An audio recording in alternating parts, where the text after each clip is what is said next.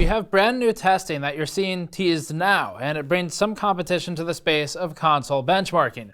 Using GN's rebuilt console testing software, we're benchmarking the PS1 Classic's frame time consistency and gameplay quality today, particularly against the backwards compatible PS3 play of the same games. The PlayStation Classic is a mini console using a modern ARM 1.5 GHz quad-core CPU and a preloaded selection of 20 games that are about 2 decades old. The price of this combination, including 2 controllers and no power adapter, is $100. It's a product targeted at collectors and at nostalgic once owners of the PS1. To collectors, go for it, I guess, but for people who just want to play original PS1 games again, another option exists, and that option is a $15 used PS3 and backwards compatibility. That's what we're benchmarking today. Before that, this video is brought to you by the EVGA CLC 280 liquid cooler. People ask me how I keep cool during the summer with all this hair. Well, I've tried a lot of different products, and few do exactly what I need. Many of them cause tangles or worse. EVGA CLC 280 helps keep my core temperatures low during hot benchmarking sessions. The CLC 280 is price competitive and focuses on performance for value, offering a 280 liquid cooler at an affordable price. Get yours at the link in the description below. Hair mounting kit sold separately. We already have a teardown of the PS1 Classic on the channel if you want to check it out and see what the hardware is inside of this thing.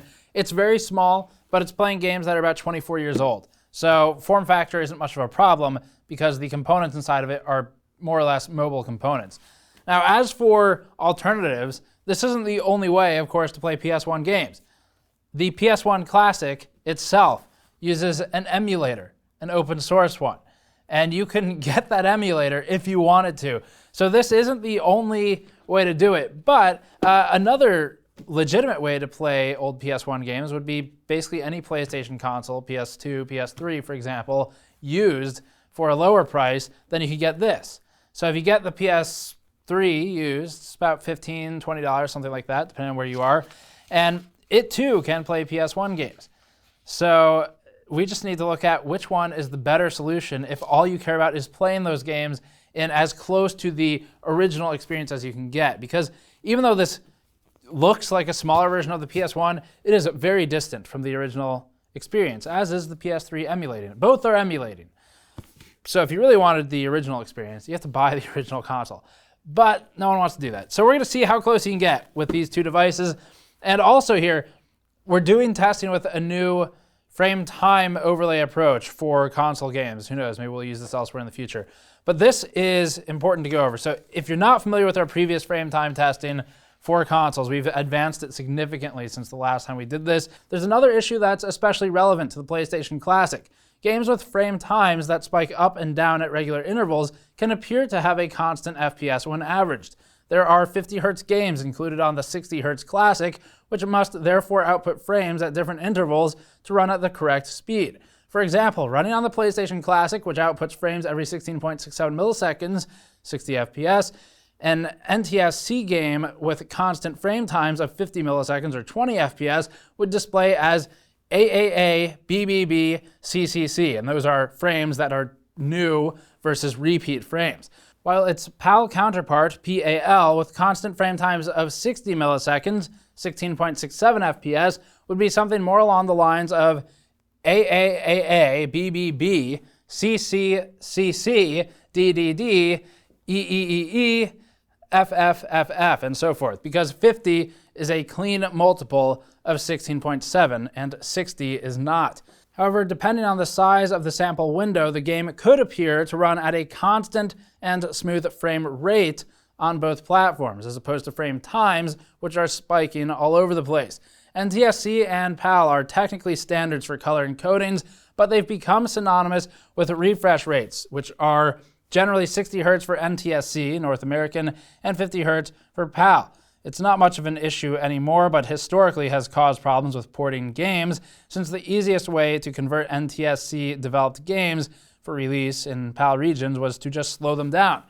So in the past, developers have just slowed them down to 5/6 the speed, because it's 50 Hz versus 60 Hz. And of course, again, there are other differences there too. But much of the criticism around the PlayStation Classic has revolved around Sony's decision to include the slowed down and inferior PAL version of some games. So that's one of the things we're going to be looking at here today, with the developer mode enabled for some CPU load metrics as well. Here's a quick tutorial on the interface. At the bottom, you'll see a frame time plot that has a playhead centrally at 0 seconds with +1 and -1 second indicators on either side.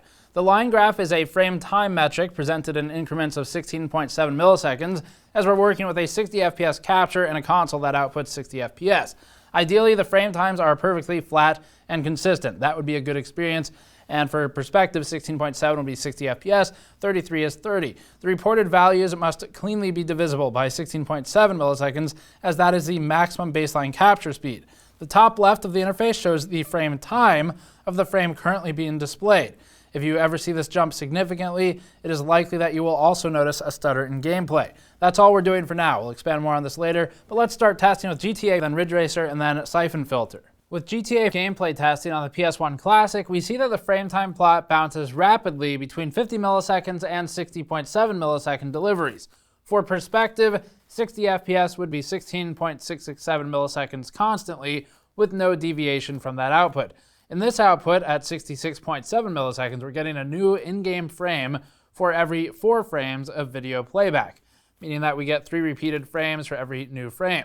In a traditional GPU, this would mean that the front buffer and back buffer haven't flipped yet, and the frame is still being pulled and represented because no new frame is yet ready to be presented. We define this as a stutter. Every now and then, GTA on the PS1 Classic encounters massive spikes to 83 milliseconds. It would be easy to put these in FPS because that number looks atrocious, but it would kind of be disingenuous because to distill this into FPS means that it would average out between 67 milliseconds, 50 millisecond frame times, and the major 83 millisecond frame time as well. And because frame throughput isn't constantly 83 milliseconds 100% of the time, it's not really proper to look at it as an FPS number. This is a rare occurrence, but one that's important. What's really happening is one frame is taking 83 milliseconds to create, as opposed to a desirable 33 or 50 millisecond output. If you had a consistent 83 millisecond output for 100% of frames, it would be acceptable to call that 12 FPS. But this is one frame repeated a few times before a new frame is presented, so it's not really appropriate to average this out into an FPS number. The more accurate description here might be stutter, or hitch if you prefer, where the front buffer is spitting out a new frame after an 83 millisecond pause. These 83 millisecond spikes seem to space exactly 1 second apart from one another when they happen, if you'll look at our frame time plot. We don't know 100% for sure why they happen, but we have a few ideas. Let's start by looking at CPU utilization to try and figure it out. In the bottom right, you'll see a number that's bouncing around between something like 12 and 20.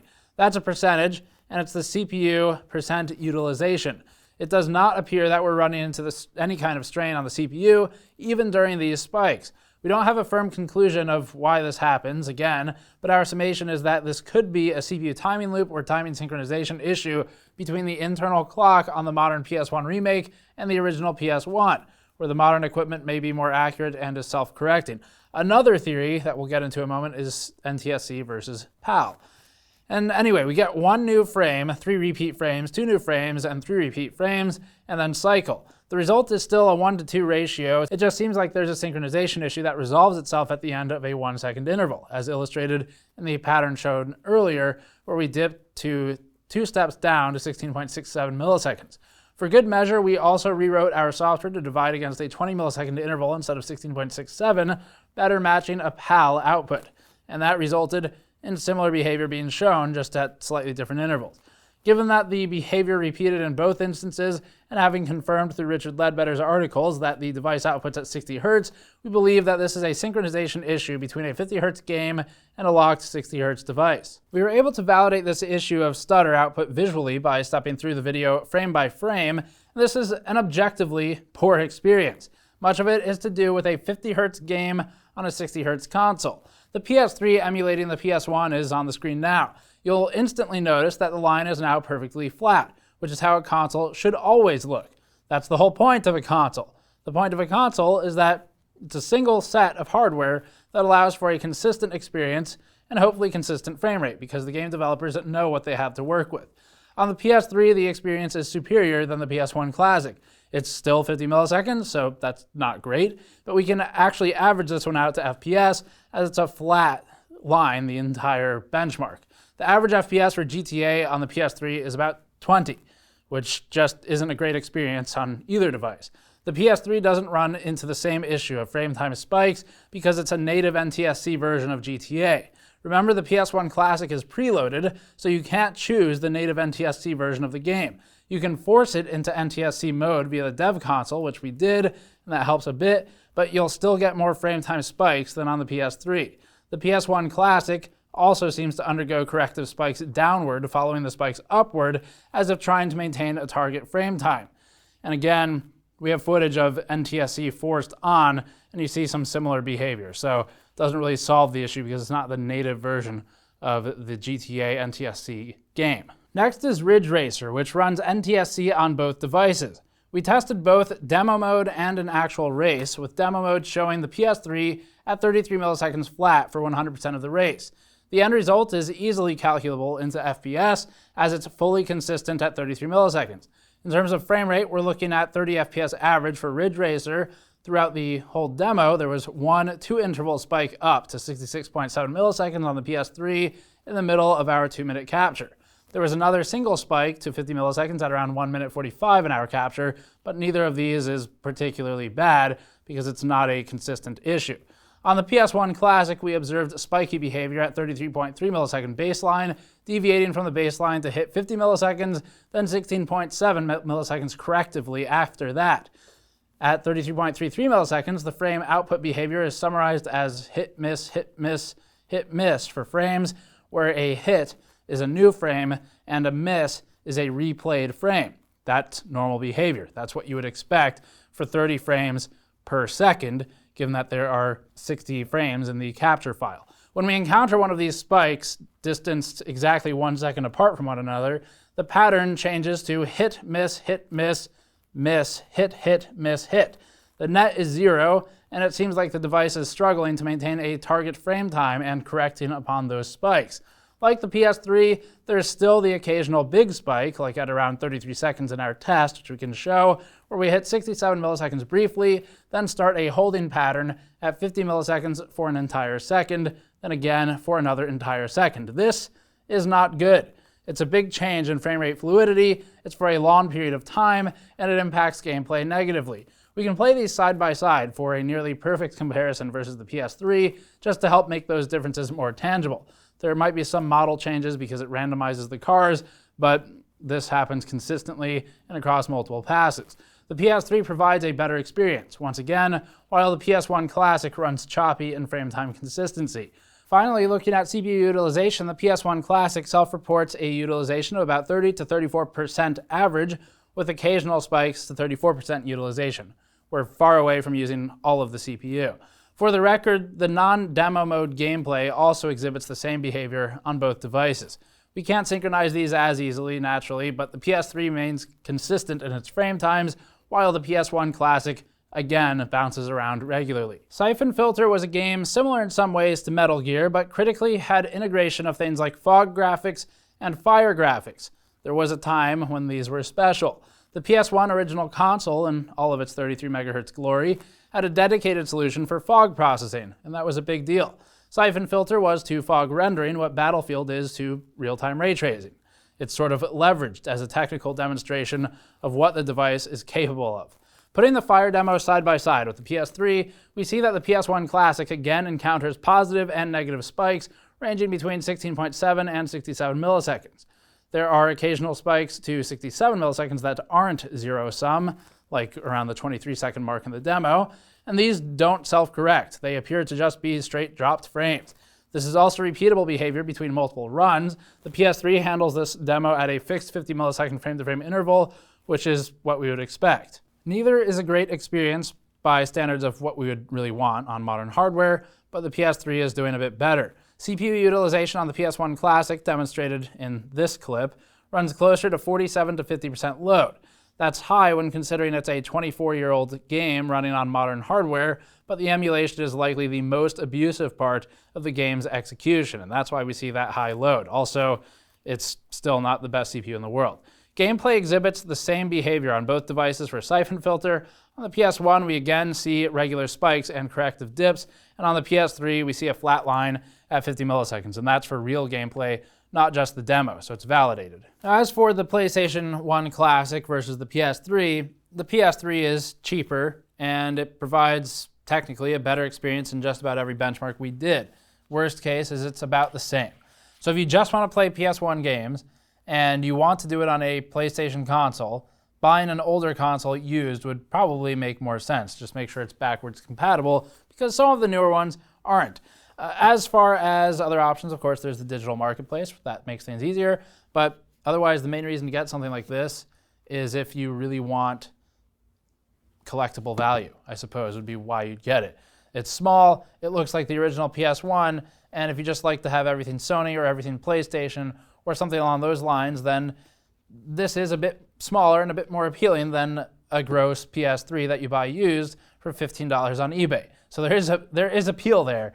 But if you just want to play the games, it's not objectively the best. They do some really strange things, like the decision to run 50 hertz games, for example, on a PS1 Classic device that is outputting at 60 FPS. So very odd decisions by Sony here.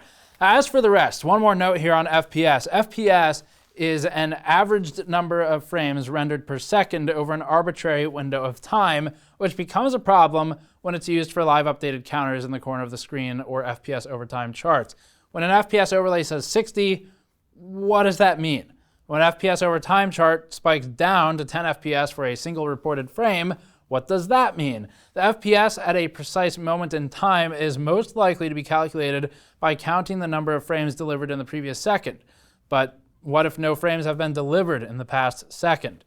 The larger the window of time sampled, the flatter the graph, and vice versa.